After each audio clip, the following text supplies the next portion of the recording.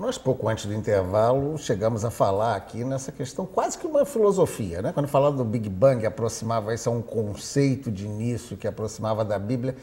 Isso desde o início, eu acho, da humanidade, sempre há uma teoria. Seja a visualização de que vai ter um fundo ou não, Copérnico, Galileu, todas essas questões de exame, os gregos que faziam. Então, para contrapor, Martim, o que existe de concreto que possa ser dito hoje com essa tecnologia de observação, né? Cada dia a gente descobre coisas, né? Descobriu um novo planeta no sistema. É o quê? São melhores condições de visualização? O que é que nós temos de concreto que não seja essa confusão do primeiro bloco, que a gente viu que nem o Big Bang é isso, não é infinito. Pois é, isso é uma coisa muito importante, né? A cosmologia, ela permite, por um lado, abordar aquelas questões mais fundamentais, mais filosóficas, de onde viemos, mas ela é uma ciência concreta. Como você mesmo falou, hoje em dia a gente tem uma quantidade de informação sobre o universo enorme. Comparado assim com 15 anos atrás, a gente teve um salto qualitativo mesmo. E a resposta está aí, é a tecnologia.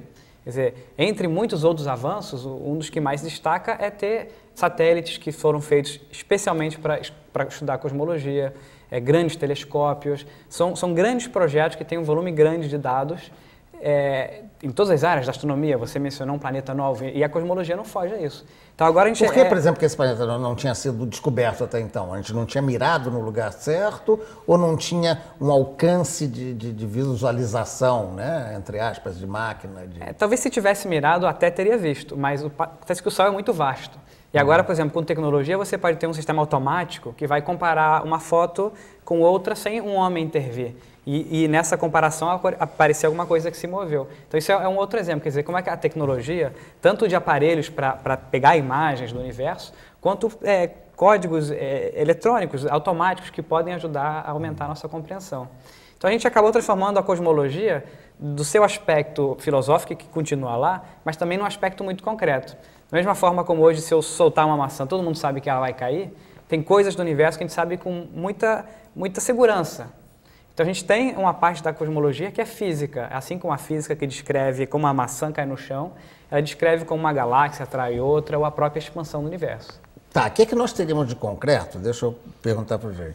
Nessa linha dessas novidades, desses avanços que a tecnologia propiciou na visualização ou no conhecimento, né? Visualização em amplo sentido do universo, que a gente pode dizer concretamente. Fala-se sempre em visões, tem matérias novas. O que você pode dizer concretamente? O que nós temos de concreto?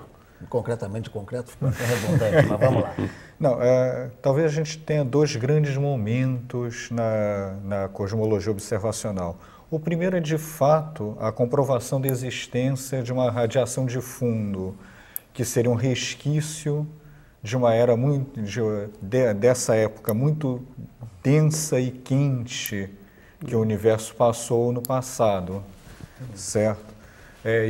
A comprovação da existência disso é de meados da década de 60.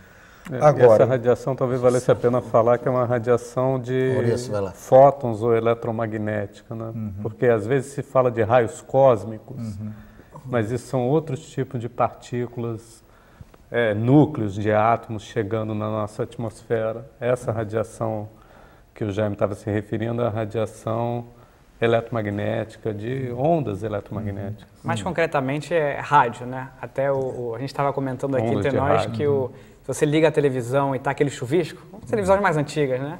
Um terço daquele chuvisco são essas ondas eletromagnéticas, essas ondas de rádio, que são esse resquício dessa época quente do universo, que é a radiação cósmica de fundo. Isso é mais concreto, porque eu acho que as pessoas sabem, né? Quando o Sol está em grande atividade, as telecomunicações têm interferência. Também, aí já é uma coisa do Sol, mas um fenômeno parecido. Mas eu digo, é semelhante a essa coisa.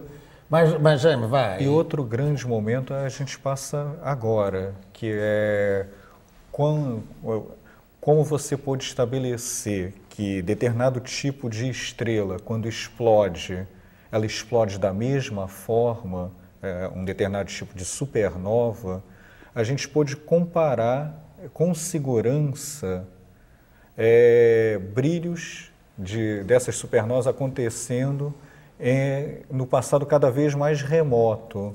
e até o passado mais recente. E quando se pôde fazer isso com segurança, nós constatamos que o nosso universo está hoje num estado de expansão acelerada. E esse talvez seja o grande enigma atual da cosmologia. O que estaria a acelerar o universo? Cada processo de progressão geométrica, vamos dizer assim? Por exemplo, algo de aceleração? Em termos, de certa forma. Porque é mais fácil, né? Progressão aritmética geométrica é uma coisa que a gente já sabe da escola. Ao invés de a gente jogar uma pedra para cima, o que a gente no dia a dia espera? É que ela desacelere, pare, e se for o caso, até volte. A gente não vê a pedra ao jogar para cima, cada vez ela ficar com uma velocidade maior.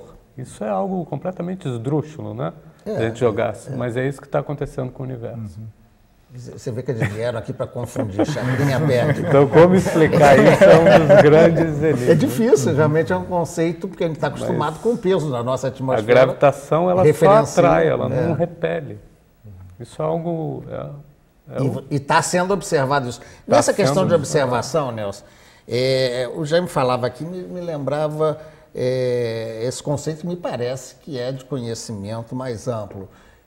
Nós examinamos bilhões de anos por reflexo, por cada tal da velocidade da luz, né? Nós estamos vendo coisas que são retratos pela distância, ou seja, cada vez a gente descobre coisas novas porque elas chegam perto da visão. Gostaria que você explicasse melhor isso, não sei se nem foi claro. Né? Não, isso aí é porque a luz, você tem uma determinada galáxia, né? Que está muito longe, ela emite uma luz, né? Essa luz leva um certo tempo para chegar a nós, né? Porque ela está muito longe, a velocidade da luz é finita, né? Então, essa luz leva um certo tempo. Então, quando chega aos nossos olhos, a gente está observando essa galáxia como ela era há muito tempo atrás, entende? Então, quanto mais longe a gente olha no universo, mais no passado a gente está olhando. E o limite disso é justamente essa tal radiação de fundo, que é uma descoberta extremamente importante para a cosmologia, porque ela não só mostrou que o universo teve uma fase quente. Por que ela mostra isso? Porque o universo, se você volta para trás, como a gente já estava falando antes, né? Quanto mais para trás você volta, mais denso ele era, e nós somos feitos, né, de átomos, né, que são um núcleo positivo e um elétron e elétrons negativos girando em volta. Quando você vai muito para trás, os choques são tão grandes que esses prótons e esses elétrons não mais ficam presos numa única estrutura chamada átomo e ficam livres. E nessa época, essa luz fica em interação com esses prótons e esses elétrons, essa radiação que estamos falando, né? E nessa época, então, essa radiação era aprisionada. Então, agora, seguindo no tempo, quando se formaram os átomos, essa luz se liberou. Essa radiação, não é bem, é mais uma onda de rádio, como ele está falando. Essa radiação se liberou. Né? Então, o olhar sobre essa radiação é o olhar mais remoto que a gente tem. Né? A gente olha o universo como ele era há 14 bilhões de anos atrás. E por isso estudar essa radiação é extremamente importante, porque a gente pode dela inferir como é que era a forma do universo há 14 bilhões de anos limite, atrás. Eu ia falar desse limite. Esse é o limite máximo que a gente chegou de tempo, quer dizer, ou é o limite de observação? Porque pode ter o de conjectura também, eu digo, o de observação possível. De maneira direta, que aí você calcula, né, por velocidade da luz, essas coisas. De maneira observacional direta, com um aparelho, detectando partículas diretas, a luz, sim, mas de maneira indireta, a gente ainda pode, através da teoria, falar de coisas um pouco anteriores, como a nucleossíntese, a formação de elementos químicos mais leves, que ocorreu numa época um pouco ainda anterior. Quanto? Chegaremos a quanto no passado, né? Teoricamente. Se houvesse o Big Bang, eu acho que isso, se houvesse, uma explosão singular, um início de tempo, esses núcleos mais leves ocorreram nos 3 primeiros minutos. Eles foram formados no que seriam os 3 primeiros minutos. Tá, mas é quantos bilhões de... Não, seriam os 14 bilhões menos 3 minutos. 3 minutos, né? Porque os 14 bilhões já é praticamente é tão grande, já é ali na origem, já é na praticamente. Posso complementar? Vamos lá. Se a gente pegasse digamos que tem esse Big Bang, um instante zero, essa formação do que ele está falando desses núcleos leves começaram a acontecer quando o universo tinha 1/100º de segundo, até mais ou menos 3 minutos, esse processo todo.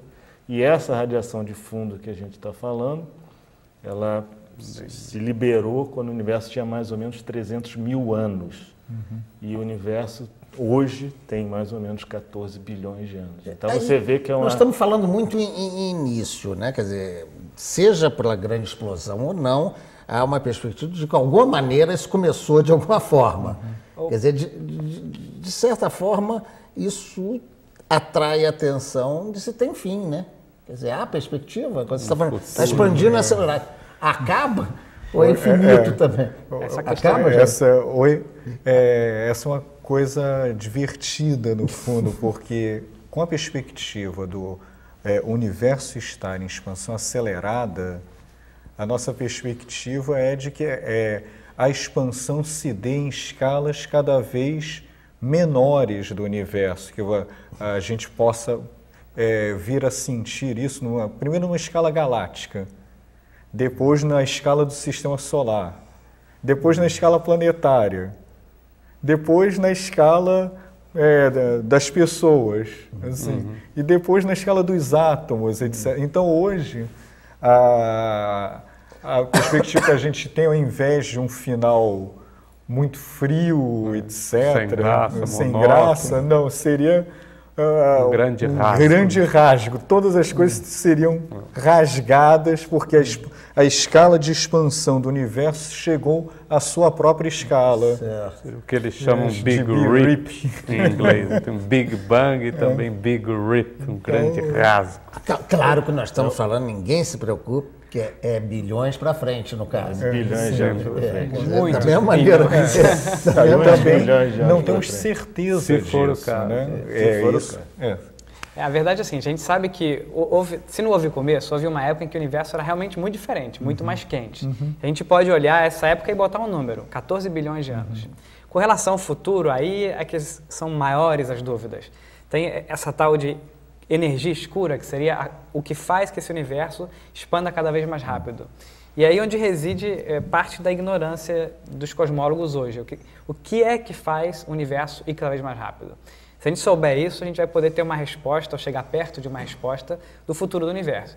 Por enquanto existem muitas respostas. Uma é esse grande rasgo, mas tem assim um conjunto grande de possíveis respostas. Bem, eu vou deixar a continuidade disso para depois do intervalo, então. Aguarde um instantinho só.